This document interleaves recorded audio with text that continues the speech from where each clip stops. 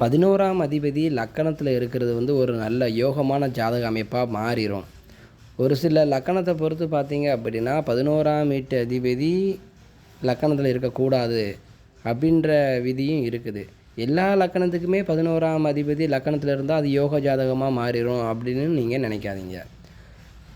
என்ன காரணம்னா, மேச லக்கணத்துக்கு 11ஆம் வீட்டு அதிபதி லக்கணத்தில் இருக்கும்பொழுது அவர் வந்து சனி லக்கணத்திலே நீசம் பெறுவார். அப்போ லக்கணம் பால்படும். லக்கணம் பால்படும் போது உடல் ரீதியாக ஏதாவது குறைபாடுகளோ, அதாவது உடல்நிலையில் வந்து நோய் நொடி இந்த மாதிரி அமைப்புகளை கொடுத்துரும். அதுவும் மட்டும் இல்லாமல் ரிஷப லக்கணத்துக்கு பார்த்தீங்க அப்படின்னா 11ஆம் வீட்டு அதிபதி லக்கணத்தில் இருக்கிறது அவ்வளவு நல்லது கிடையாது. இந்த 11ஆம் வீட்டு அதிபதி லக்கணத்தில் நட்பு நிலையிலையோ ஆட்சி உச்சம் போன்ற நிலையிலையோ இருந்துச்சு அப்படின்னா அந்த ஜாதகருக்கு யோக பலன்களை அந்த கிரகம் அள்ளி கொடுக்கும். அந்த கிரகம் சம்பந்தப்பட்ட ஆதிபத்திய ரீதியாகவும் அந்த கிரகம் சம்பந்தப்பட்ட காரக ரீதியாகவும் அந்த ஜாதகருக்கு யோகங்கள் இருக்கும். யோகங்கள்னால் என்ன? நல்ல பொருளாதாரம், செல்வாக்கு, பணம், பொருள், இன்னும் சொல்லப்போனால் 11ஆம் வீட்டு அதிபதி நினைத்ததை அடையக்கூடிய ஒரு அமைப்பு. பிறவியிலே ஒருத்தர் வந்து பார்த்திங்க அப்படின்னா நல்லா வசதியான வீட்டில் பிறந்து வாழ்க்கை ஃபுல்லுமே நல்லா வசதியாக வாழக்கூடிய அமைப்புகள் இருக்கும். அந்த மாதிரி ஜாதகக்காரங்களுக்கெல்லாம் நீங்கள் பார்த்தீங்க அப்படின்னா 11ஆம் வீட்டு அதிபதி லக்கணத்திலே இருக்கும். அது மட்டும் இல்லாமல் அந்த 11ஆம் வீட்டு அதிபதியினுடைய தொடர்பு பட்ச திசைகள் வந்து மாறி மாறி வாழ்க்கையில் வந்துக்கிட்டே இருக்கும். அது நீங்கள் ஒரு சில ஜாதகத்தில் பார்த்தீங்க அப்படின்னா அப்படியே நல்லா நேச்சுரலாக தெரியும். இன்னும் பார்த்தீங்க அப்படின்னா இந்த 11ஆம் வீட்டு அதிபதி லக்கணத்தில் உச்சம் பெற்று இருக்கிறது அமைப்பில் பார்த்தீங்க அப்படின்னா மகர லக்கணத்துக்கு ஆகாத அமைப்பு தான். என்ன காரணம் கேட்டிங்க அப்படின்னா, எந்த ஒரு லக்கணமாக இருந்தாலும் சரி அந்த லக்கணத்துக்கு ஆகாத கிரகங்கள் அதிக வலிமை பெறுவதும் நல்ல யோக கிரகங்கள் பலவீனம் அடைவதும் ஜாதகரை வந்து அந்த ஜாதகத்தை வந்து யோக ஜாதகமாக இல்லாமல் தோஷ ஜாதகமாக மாற்றிடும். அப்போ ஒரு ஜாதகத்தில் லக்கணத்துக்கு 11ஆம் வீட்டு அதிபதி லக்கணத்தில் இருந்தால் அந்த ஜாதகருக்கு யோகமான ஜாதகமாக மாறுமா அப்படின்னு கேட்டிங்க அப்படின்னா அதுக்கும் வந்து லக்கணத்தை பொறுத்து தான் நம்ம பார்க்க முடியும். இப்போ ஒரு மேச லக்கணம், ரிஷப லக்கணம் இந்த 2 லக்கண ஜாதகக்காரங்களுக்குமே வந்து 11ஆம் வீட்டு அதிபதி லக்கணத்தில் இருக்கிறது வந்து அது தோஷ ஜாதகமே தவிர யோக ஜாதகம் கிடையாது. தோஷம்னா என்ன மாதிரியான தோஷம் அப்படின்னு கேட்டிங்க அப்படின்னா, இப்போ லக்கணத்தில் மேச லக்கண ஜாதகக்காரங்களுக்கு 11ஆம் வீட்டு அதிபதியான சனி லக்கணத்தில் இருக்கும் பொழுது திருமணம் தடைபடும். திருமணம் முடித்த பிற்பாடு வாழ்க்கை தொய்வு ஏற்படும்னா நாளுக்கு நாள் வந்து வாழ்க்கையில் சரிவு நிலை ஏற்படும். என்ன காரணம்? நீசம் பெற்ற சனி நேர் 7ஆம் வீட்டை பார்ப்பார். அது மட்டும் இல்லாமல் 11ஆம் வீட்டு அதிபதியும் சொல்லிட்டேன். 11ஆம் வீட்டு அதிபதி காமத்திரிகோணத்தில் வந்து 3, 7, 11 அவர் தான் வந்து கடைசி திரிகோணாதிபதியாக வருவார். அப்படிங்கிற அமைப்பில் அவர் வந்து வலிமை இழந்து லக்கணத்திலே இருந்து லக்கணத்தை கெடுப்பதுடன் லக்கணம் கெட்டாலே ஜாதகர் கெட்டு விட்டார்னு அர்த்தம். அப்போ ஜாதகருக்கு கிடைக்கக்கூடிய அதிர்ஷ்டங்கள் குறைந்து விடும். அப்போ லக்கணத்தில் அந்த சனி இருக்கிறது மட்டும் இல்லாமல் 7ஆம் வீட்டை பார்த்து வரக்கூடிய வரனையும் கெடுத்துருவார். அப்போ வாழ்க்கை திருமணத்துக்கு பிறகு மிகவும் சோதனை நிறைந்த காலகட்டமாக மாறிடும். சோதனையான வாழ்க்கையாகவே மாறிடும். நல்ல திசை நடந்தால் கொஞ்சம் தப்பிச்சுக்கலாம். அப்போ இந்த மாதிரி ஜாதக அமைப்பு இருக்கும்போது நீங்கள் திசையை பார்க்கணும். அதே மாதிரி ரிஷப லக்கணத்துக்கும் இதே அமைப்பு தான். ரிஷப லக்கணத்துக்கு என்னதான் இருந்தாலும் லக்கணத்தில் குரு திக்பலம் அடைவார்ல அப்படின்னு நீங்கள் நினைக்கலாம். இப்போ தான் அது சொன்னேன். எந்த ஒரு ஜாதகமாக இருந்தாலும் எந்த ஒரு லக்கணமாக இருந்தாலும் அந்த லக்கணத்திற்கு ஆகாத கிரகங்கள் அவங்க வந்து வலிமை பெறக்கூடாது, அதிக வலிமை பெறக்கூடாது. ரிஷப லக்கணத்தில் பிறந்தவங்களுக்கு லக்கணத்தில் குரு இருக்கிறது அவ்வளவு நல்ல அமைப்பு கிடையாது. அதையும் மீறி லக்கணத்தில் குரு இருந்து அந்த சாதகருக்கு வந்து யோக ஜாதகமாக மாறணும் அப்படின்னு நீங்கள் எதிர்பார்க்குறீங்க அப்படின்னா அந்த குரு லக்கணத்தில் வக்ரம் பெற்று இருப்பது சிறப்பு. ஆனால் குரு இதுலேயும் வந்து இன்னொரு மறைமுக விதி என்னென்னு பார்த்தீங்க அப்படின்னா, இப்போ குரு வக்கரம் பெற்று ரிஷப லக்கண ஜாதகக்காரங்களுக்கு லக்கணத்தில் இருக்கிறாருன்னு வைங்க, குரு சம்மந்தப்பட்ட விஷயங்களில் அவங்களுக்கு வந்து பிரச்சனைகள் கட்டாயம் இருக்கும். அதாவது குரு சம்மந்தப்பட்ட ஆதிபத்திய காரகத்துவ விஷயங்களில் வந்து பிரச்சனைகள் இருக்கும். ஆனால் அந்த யோகமான அமைப்பு உண்டான்னு கேட்டிங்க அப்படின்னா அது உண்டு. அதாவது லக்கணத்திற்கு ஆகாத கிரகம், அந்த கெட்ட கிரகம் சொல்லக்கூடிய கிரகம் வந்து அதிகமாக வலு பெற்றால் ஜாதகம் யோக ஜாதகம் அப்படின்ற நிலைக்கு போகாது, தோஷ ஜாதகமாக மாறிடும் அப்படின்னு சொன்ன பார்த்தீங்களா, அந்த விதியின் கீழே இது வரும். அப்போ ரிஷப லக்கணத்தில் பொதுவாக குரு இருக்கலாமா வேண்டாமா அப்படின்னு கேட்டிங்க அப்படின்னா ஒரு வகையில் ரிஷப லக்கண ஜாதகக்காரங்களுக்கு லக்கணத்தில் குரு இல்லாமல் இருக்கிறது சிறப்பு தான். மிதுன லக்கண ஜாதகக்காரங்களுக்கு 11ஆம் வீட்டு அதிபதி செவ்வாய் லக்கணத்தில் இருக்கிறது யோகமான அமைப்பு கிடையாது. ஏன்னா மிதுன லக்கணத்திற்கு லக்கணாதிபதியையும் லக்கணத்தையும் அந்த ஜாதகரையே கிட்டத்தட்ட சொல்லப்போனால் மிதுன லக்கணத்தில் பிறந்த ஜாதகரே வந்து ஒரு மோசமான நிலைமையை இந்த ஜாதகரை வெறுக்கக்கூடிய ஒரு கிரகம் பார்த்தீங்க அப்படின்னா செவ்வாய் தான். மிதுன லக்கண ஜாதகக்காரங்களுக்கும் கன்னி லக்கண ஜாதகக்காரங்களுக்கும் சரி, இந்த இடத்துல நம்ம கன்னியை பேச வேண்டாம், ஏன்னா வந்து செவ்வாய் 3-8 கூடிய ஆதிபத்தியம் வாங்கி வந்துடுவார். இதில் வந்து 11ஆம் வீட்டு ஆதிபத்தியம் 11ஆம் வீட்டு அதிபதி லக்கணம் இது ரெண்டையும் வந்து தான் நம்ம பேசிகிட்டு இருக்கோம் அந்த வீடியோவில். சரிங்களா? அப்போ 11ஆம் வீட்டு அதிபதி லக்கணத்தில் இருக்கும் பொழுது எந்த ஜாதகருக்கு யோகம் அப்படின்னு பார்த்தீங்கன்னா மேச ரிஷபம் மிதுனம் இந்த 3 ஜாதகக்காரங்களுமே வந்து 11ஆம் வீட்டு அதிபதி லக்கணத்தில் இருக்கும் பொழுது நல்ல அமைப்பு இருக்காது. அப்போ 11ஆம் வீட்டு லாபாதிபதியின் மூலமாக என்னென்ன பலன்கள் இருக்குன்னு பார்த்தீங்க அப்படின்னா ஏராளமான பலன்கள் இருக்குது. விரும்பியதை அடையக்கூடிய பாவம், காதல் திருமணம் முடியுமா? 11ஆம் வீட்டு அதிபதி நல்லா இருந்தால் முடியும். இதுவும் அதனுடைய இந்த காதல் திருமணத்துக்கு ஒரு துணை கொண்ட பாவம் தான் 11ஆம் பாவம். சரி, 11ஆம் பாவத்தின் மூலமாக வேறு என்ன அமைப்புகள் சொல்லலாம்? கணவன் மனைவிக்குள்ளே இல்வாழ்க்கை, அதாவது நல்ல ஒற்றுமையான வாழ்க்கை இருக்குமா, ஒற்றுமை குறைவான வாழ்க்கை இருக்குமா, அதுக்கும் இந்த 11ஆம் வீட்டு அதிபதி தான் நம்ம சீர்தூக்கி பார்க்கணும். 11ஆம் பாவமும் 11ஆம் பாவாதிபதியும் நல்ல நிலைமையில் இருக்காங்க அப்படின்னா அந்த கணவன் மனைவிக்குள்ளே வந்து பெருமளவு வீட்டில் சண்டை வச்சுட்டு இல்லாமல் நிம்மதியான வாழ்க்கை ஓடும். 11ஆம் பாவம் கெட்ட ஜாதகர்கள்லாம் பாருங்கள், இல்லற வாழ்க்கை அந்தளவுக்கு இனிமையாக இருக்காது. இல்லற வாழ்க்கைக்கு 7ஆம் இடம் மட்டும் இல்லை, 11ஆம் பாவம் ரொம்ப இம்பார்ட்டன்ட். அப்போ 11ஆம் பாவாதிபதி லக்கணத்தில் போய் இருந்து பலவீனமாகுது அப்படின்னா அங்கே குடும்ப வாழ்க்கையே போயிடுது. பார்த்தீங்களா? ஏன் ரிஷப லக்கணத்துக்கும் 7ஆம் வீட்டை குருவாப்பா. எந்த லக்கணமாக இருந்தாலும் சரி, லக்கணத்தில் ஒரு கிரகம் இருந்தால் அந்த கிரகம் 7ஆம் வீட்டையும் சங்கமிக்கும். ஏன்னா நேர் 7ஆம் பாவம் எல்லா கிரகத்துக்குமே உண்டு. சரிங்களா? அப்போது மேச ரிஷபம் மிதுனம் அந்த 3 லக்கணத்தில் பிறந்தவங்களுக்கும் 11ஆம் வீட்டு அதிபதி லக்கணத்தில் அமராமல் இருப்பது மிக நல்லது. சரி, கடக லக்கணம். கடக லக்கணத்திற்கு சுக்கிரன், அதுவும் இதே நிலைமைக்கு தான். சுக்கிரன் இயற்கையிலே சுபக்கரகமாக இருந்தாலும் சரி லக்கணத்திற்கு பாதகாதிபதியாக வருவார். கடக லக்கணத்திற்கு 11ஆம் வீட்டு லாபாதிபதியான சுக்கிரன் லக்கணத்தில் இருப்பது ஜாதக ரீதியாக பார்க்க போனால் யோக நிலையை அந்த ஜாதகர் வந்து பெற முடியாது. சிம்ம லக்கணத்துக்கு 11ஆம் வீட்டு அதிபதினு சொல்லக்கூடிய புதன் லக்கணத்தில் இருப்பது மிகச்சிறந்த யோகம். யோகவான், பாக்கியவான், நல்ல படிப்பாளி, பெரிய பெரிய படிப்பெல்லாம் படிச்சிருப்பாங்க, உயர்களில் நல்லா கை கொடுக்கும்.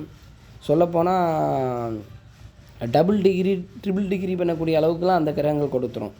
என்ன காரணம்? சிம்ம லக்கண ஜாதகருக்கு சூரியன் வந்து கிட்டத்தட்ட சனியோடைய நண்பராக இருந்தாலுமே சுக்கிரனுடைய நண்பராக இருந்தாலுமே, ஆனால் சிம்ம லக்கணத்திற்கு லக்கணாதிபதினு சொல்லக்கூடிய சூரியனை மிகவும் நேசிக்கக்கூடிய கிரகம் தான் புதன்.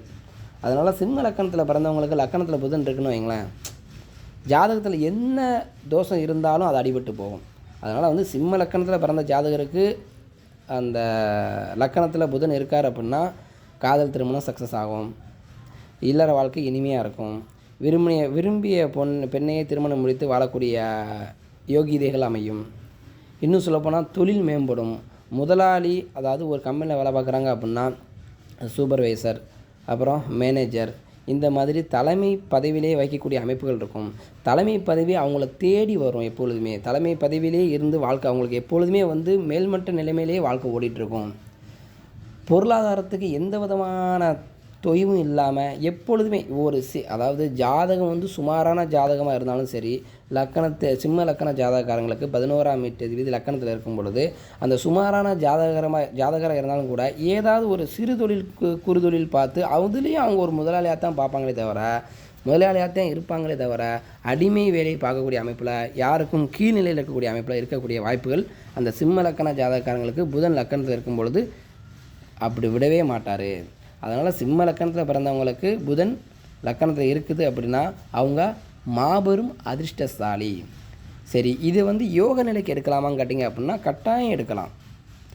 அனைத்தும் சிறந்த அமைப்பில் நீங்கள் இந்த சிம்ம லக்கண ஜாதகக்காரங்களுக்கு புதன் லக்கணத்தில் இருக்கும் பொழுது எல்லா அமைப்பிலுமே சாதகமாகவே அவங்களுக்கு அமையும். வெற்றி மேல் வெற்றி வந்து குவிஞ்சிக்கிட்டே தான் இருக்கும் வாழ்க்கையில். இன்னொரு முக்கியமான விஷயம், சிம்ம லக்கணத்தில் இருக்கக்கூடிய புதன் ராகு கேதுவோடு இணைந்தோ சனியோடைய பார்வையிலையோ, அதாவது இந்த மாதிரி அமைப்புகள்லாம் பாதிக்கப்படாமல் இருக்கணும். இது ரொம்ப முக்கியம். கன்னி லக்கண ஜாதகருக்கு சந்திரன் லக்கணத்தில் இருப்பது வளர்பிறை சந்திரனாக இருந்தால் ஓரளவுக்கு நன்மைகள் இருக்கும். மிகப்பெரிய கெடுதல்களை சந்திரன் தரமாட்டார். அதுவே தேய்பிறை சந்திரனாக இருந்துச்சு அப்படின்னா அந்த கன்னி லக்கண ஜாதகக்காரங்களுக்கு 11ஆம் வீட்டு அதிபதியின் மூலமாக மிகப்பெரிய நன்மைகளையும் லாபங்களையும் எதிர்பார்க்க முடியாது. துலாம் லக்கண ஜாதகக்காரங்களுக்கு லக்கணத்தில் சூரியன் நீசம் வருவார் 11ஆம் வீட்டு அதிபதி, அதை அப்படியே கழிச்சிட வேண்டியதான். விருச்சிக லக்கணம் 11ஆம் வீட்டு அதிபதி புதன் லக்கணம் இருக்கும் பொழுது தேவையில்லாத எண்ணங்கள் மேலோங்கும். ஜாதகர் வம்பு செய்யக்கூடியவராக இருப்பார், அகம்பாதம் பிடிச்சவராக இருப்பார். இன்னும் சொல்லப்போனால் விருச்சிக லக்கணத்துக்கு புதன் லக்கணத்தை இருப்பது ஏன்னா செவ்வாய்க்கும் புதனையுமே உறவு நிலையில் பார்த்திங்க அப்படின்னா பகை. அதனால் மேசலக்கணம் எடுக்க வேண்டாம். ஏன்னா அது 11ஆம் வீட்டு சனியத்தை நம்ம பேசியிருக்கிறோம். விருச்சிக லக்கணத்துக்கு 11ஆம் வீட்டு அதிபதி புதன் இன்னொரு ஆதிபத்தியமான 8ஆம் வீட்டுக்கும் ஆதிபத்தியம் வாங்கி வருவார். அதனால் விருச்சிக லக்கணத்துக்கு லாபாதிபதினு சொல்லக்கூடிய புதன் லக்கணத்தில் இருக்கிறது அவ்வளவு நல்ல அமைப்புகள் இல்லை. எதுலையுமே ஒரு கள்ளத்தனத்தோடையே ஜாதகர் எந்த ஒரு இதாக இருந்தாலும் சரி, அவர்கிட்ட ஒரு குள்ள நெறித்தனம், நயவஞ்சகம் இது எல்லாமே இருக்கும். ஏன்னா அவர் 11ஆம் வீட்டு அதிபதியாகவே இருந்தாலுமே, அதாவது இந்த குள்ள நெறித்தனம், நயவஞ்சகம் எல்லாமே எப்படி இருக்குன்னு கேட்டிங்க அப்படின்னா, ஒரு இதை அடையணும் அப்படின்னு அந்த ஜாதகர் நினைக்கார் அப்படின்னா அதை செடியும் பண்ணி தான் அடைவார். இந்த விருச்சிக லக்கணத்தில் புதன் இருந்தால் அப்படி எடுத்துக்கணும். அதை நீங்கள் எல்லா லக்கணத்துக்கும் அதை எடுத்துடாதீங்க. 8ஆம் வீட்டு அதிபதி 6ஆம் வீட்டு அதிபதி சம்மந்தப்பட்டு 11ஆம் வீட்டு அதிபதி வாராரா, அப்போ ஒரு அதை அடையணுன்ற எண்ணம் இருக்கும். ஆனால் அந்த ஒரு விஷயத்த நமக்கு பெறணும் அப்படின்னு அவர் நினைக்கிறாரு அப்படின்னா அந்த ஜாதகர் அதை குறுக்கு வழியிலேயே பெறுவார். அதில் தான் அவருக்கு திருப்தியும் கிடைக்கும். நேர் வழியில் கிடைக்கிறதுமே அவருக்கு திருப்தி தராது. இந்த விருச்சிக லக்கணத்துக்கு லக்கணத்தில் 11ஆம் வீட்டு அதிபதி புதன் இருக்கிறது குறுக்கு வழியில் ஏதாவது கிடைக்க அப்படின்னா அந்த லாபத்தை நல்லா அனுபவிப்பார். ஆனால் அப்படி அமைப்புகள் கிடைக்கவும் செய்யாது. ஸோ விருச்சிக லக்கணத்துக்கு லக்கணத்தில் புதன் இருக்கிறது அவ்வளவு நல்ல அமைப்புகள் இல்லை. அந்த 11ஆம் வீட்டு அதிபதியால் அவங்கள என்ன நடக்கும், அவமானங்களே மிச்சமாகும். அவமானம், கெட்ட பெயர்கள், வேறு சமுதாயத்தில் ஒரு மதிப்பான ஆளாக இருந்தாலும் சரி, அந்த நேரங்கள் வரும்போது அந்த நேரம் வராவிட்டாலும் சரி, அந்த கிரகத்தினுடைய சம்பந்தப்பட்ட தசாபுத்தி அந்தரங்கள் நடக்கும்போது கூட ஒரு அவப்பெயர்களை வாங்கி கொடுத்து விடும். இன்னும் சிலவருக்கு பார்த்திங்க அப்படின்னா கணவன் மனைவிக்குள்ள கருத்து வேறுபாட்டின் மூலமாக அந்த கோட்டு வாசல்லாம் மதிக்கக்கூடிய நிலைமைக்கு போயிடுவாங்க. இது ரிஷப லக்கணத்துக்கும் அப்படி தான். 8ஆம் வீட்டு அதிபதி இல்லை, ரிஷப லக்கணத்துக்கு 11ஆம் வீட்டுக்கு ஆதிபத்தியம் பெற்ற குருவே 8ஆம் வீட்டுக்கு ஆதிபத்தியம் வாங்கி வருவார். அவங்களுக்கும் அப்படித்தான். அதனால் மேசம், ரிஷபம், மிதுனம், அடுத்து கடகம், கன்னி, துலாம். கன்னி கூட நான் சந்திரனை இருவேறு விதமாக சொல்லியிருக்கிறேன், சரிங்களா. அடுத்து துலாம், விருச்சிகம். பாருங்கள், 11ஆம் அதிபதி லக்கணத்தில் இருக்கிறது யோக ஜாதகமாக அப்படி நீங்கள் கேட்குறீங்க அப்படின்னா, அந்த 11ஆம் அதிபதி லக்கணத்தில் இருந்தால் என்ன லக்கணம் அப்படிங்கிறத நம்ம எதுக்கு முக்கியத்துவம் கொடுத்து பார்க்குறோம். இத்தனை விதிகள் இருக்குது பாருங்கள். இப்போ இதில் எத்தனை லக்கணம் அடிபட்டு போச்சு? மேச, ரிஷபம், மிதுனம், கடகம், இது துலாம், விருச்சிகம். இப்போ இதில் கடகம், அதை மீனம், சிம்மமும் சிம்ம லக்கணமும் கன்னி லக்கணமும் மட்டும்தான் இந்த 11ஆம் அதிபதி லக்கணத்தில் இருந்தால் ஓரளவுக்கு பரவாயில்ல. அதுலேயும் சிம்ம லக்கணத்துக்கு ரொம்ப சூப்பர் அப்படின்ற மாதிரி வருது. கன்னி லக்கணத்துக்கு ஒரு வகையில் நல்லது தான். அதுலேயும் தேய்பிரை சந்திரனாக இருந்தால் கெட்டது அப்படின்ற இருவேறு நிலையில் சொல்லியிருக்கிறேன். அடுத்து பாருங்கள், தனுசு லக்கணம். தனுசு லக்கணத்திற்கு 11ஆம் வீட்டு அதிபதியான சுக்கிரன் அங்கே அவஸ்தையில் இருப்பார். தனுசு ராசியில் சுக்கிரன் அவஸ்தையில் இருப்பார். தனுசு ராசியில் எந்த கிரகமும் பகைநிசம் கிடையாது தான். ஆனால் சுக்கிரனுக்கும் புதனுக்கும் கிரக அவஸ்தாங்க. தனுசு ராசியில் சுக்கிரன் புதன் இருக்கும் பொழுது அவங்களுக்கு அந்த சுக்கிரன் புதன் சம்மந்தப்பட்ட ஆதிபத்திய காரத்துவங்க விஷயங்கள் அந்தளவுக்கு திருப்திகரமாக இல்லை. அது நீங்கள் எத்தனை ஜாதகம்லாம் எடுத்து பாருங்கள், அந்த ஜாதகருக்கு அந்த விஷயம் சம்மந்தப்பட்ட அந்த சுக்கிரன் சம்மந்தப்பட்ட காரகத்துவங்களும் அந்த புதன் சம்மந்தப்பட்ட காரகத்துவங்களும் அந்த சாதகருக்கு திருப்தியாக அமைவது இல்லை.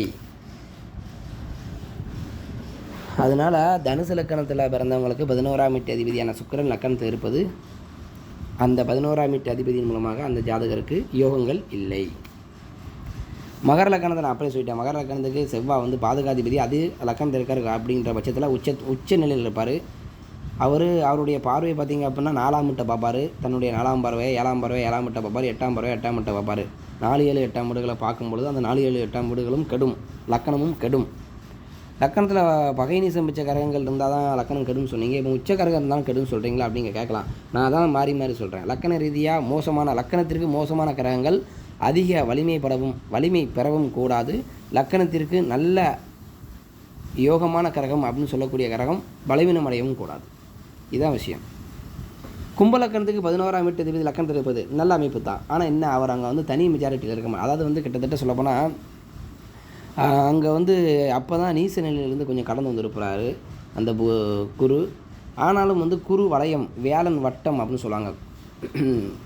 அப்படின்னு சொல்லக்கூடிய இந்த ரிஷபம், சிம்மம், விருச்சிகம், கும்பம் இந்த மாதிரி இடங்களில் வந்து குரு இருந்தால் வேலை வளையம் அப்படிம்பாங்க. அந்த அமைப்புலையும் பார்க்க போனால் கும்ப லக்கண ஜாதகக்காரங்களுக்கு லக்கணத்தில் குரு இருக்கிறது ஒரு வகையில் யோகம்தான்.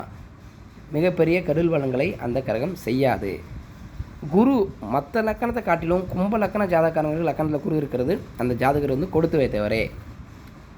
இதில் மீன லக்கணம் பார்த்திங்க அப்படின்னா லக்கணத்தில் சனி இருக்கிறது ஓரளவுக்கு பரவாயில்லன்னு எடுத்துக்கலாம். என்ன தான் லக்கணமாக இருந்தாலும் திரிகோணஸ்தானத்தில் பாவக்கரங்கள் இருப்பது குத்தம்தான். ஆனால் மீன லக்கணத்தை பொறுத்த வரைக்கும் சனி லக்கணத்தில் இருக்கார் அப்படின்ற பட்சத்தில் மிகப்பெரிய கருதல் இல்லை. அவர் ஓரளவுக்கு குறைந்த விதமான அதிர்ஷ்டத்தை உடையக்கூடிய ஜாதகராக இருப்பார். பாருங்கள், அப்போ 11ஆம் வீட்டு அதிபதி லக்கணத்தில் இருந்து அந்த ஜாதகர் வந்து யோகமான நிலையை அடையணும் அப்படின்னா அந்த ஜாதகருக்கு லக்கணம் எப்படி இருக்கணும்? சிம்மமாக இருக்கலாம், கும்பமாக இருக்கலாம். 2 லக்கணம் தான் வருது. கன்னி லக்கணத்துக்கு கூட பாதிக்கு பாதியாக தான் சொல்லியிருக்கிறேன். சரிங்களா? அதனால் 11ஆம் வீட்டு அதிபதி லக்கணத்தில் இருக்கார் அப்படின்னா நீங்கள் என்ன லக்கணம் அப்படிங்கிறத பார்த்துக்கோங்க. இன்னும் சொல்லப்போனால் அந்த 11ஆம் வீட்டு அதிபதி லக்கணத்தில் இருக்கும் பொழுது அந்த 11ஆம் வீட்டு அதிபதி எந்த நிலையில் இருக்காருன்னு பாருங்கள். அது ரொம்ப முக்கியம். சரி, இது ஒரு பாயிண்ட் சொல்லிட்டேன். இன்னொரு விஷயத்தையும் சொல்லிடணுங்களா? ஏன்னா எல்லாருமே கும்ப லக்கணம் சிம்ம லக்கணத்தில் மட்டும் பிறந்த மாட்டாங்க. மீதம் இருக்கக்கூடிய 10 லக்கணத்தை நம்ம என்ன செய்ய? சரி, 10 லக்கணத்தில் ஏதாவது ஒரு லக்கணம் இப்போ மறுபடியும் அதே மாதிரி வந்துடுவோம். இப்போ ரிஷப லக்கணத்தில் நான் சொன்னேன் குரு இருக்குது ஒரு வேளை அப்படின்னா அந்த குருவால் யோகம் கிடைக்குமா கேட்டிங்கன்னா குரு வக்கரம் பிடிச்சி இருக்கான்னு பாருங்கள். அதனால் யோகம் தான் அப்படின்னு சொன்ன பார்த்தீங்களா? அதே போல் மிதுன லக்கணத்தில் பிறந்த ஜாதகக்காரங்களுக்கு லக்கணத்தில் செவ்வாய் இருக்கார் அப்படின்னா அதே மாதிரி செவ்வாய் வக்கரம் பெற்று இருக்காரா கட்டாயம் யோகம் உண்டு. சரிங்களா? கடக லக்கணத்துக்கு அதாவது இதில் இன்னொரு விஷயமும் உங்களுக்கு ஒரு சில சந்தேகங்கள் ஏற்படலாம் இல்லையா? அதாவது வந்து நீங்கள் மிதுன லக்கணத்துக்கு அவர் வந்து 6ஆம் வீட்டுக்கு ஆதிபத்தியம் பெற்றதுனால நீங்கள் சொல்கிறீங்க. ஆனால் வந்து அவர் 6க்கு 8ஆம் வீட்டில் மறைஞ்சி தான் லக்கணத்தை இருப்பார். அதனால் வந்து 6ஆம் வீட்டு பலனை செய்ய மாட்டார் அப்படின்னு நீங்கள் நினைப்பீங்க. கிடையவே கிடையாதுங்க.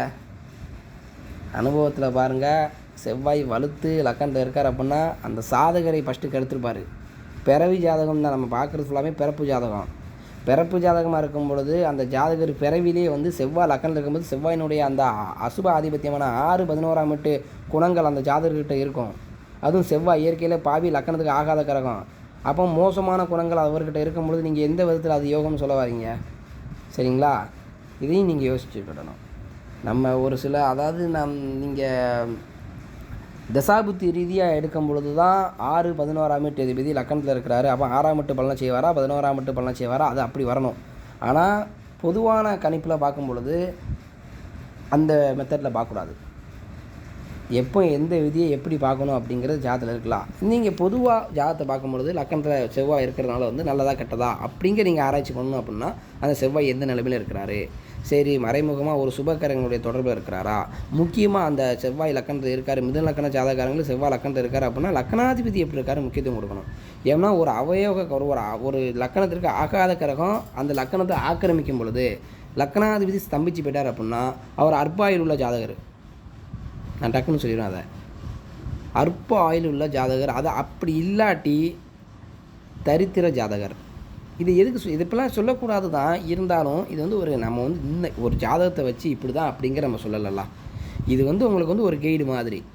லக்கணத்தில் அவயோக கரகம் உட்காந்தாச்சு, லக்கணம் பால்பட்டு விடும். லக்கணாதிபதி நல்லா இருந்தால் ஜாதகத்தை தப்பிச்சு விடுவார்.